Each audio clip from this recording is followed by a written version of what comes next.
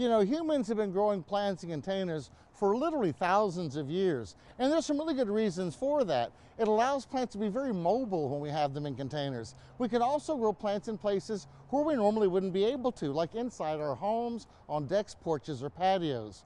When you're growing plants in containers, one of the most critical things to get right is the potting soil or potting mix that you use in the container. Now, we use both terms, potting soil and potting mix are equally appropriate.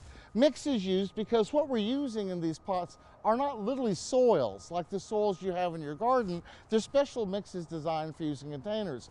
They're fast draining. They're usually a combination of peat moss, vermiculite, and perlite, and these three components provide excellent drainage and good aeration. It's critical for potting mixes to drain rapidly and have good air for the roots inside of them.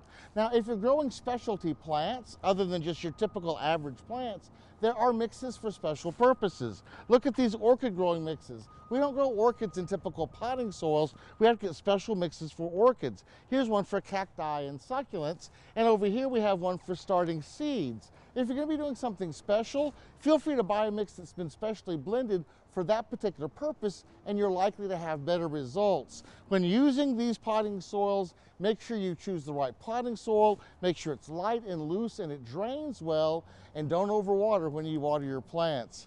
Forget it growing. I'm Dan Gill with the LSU Ag Center.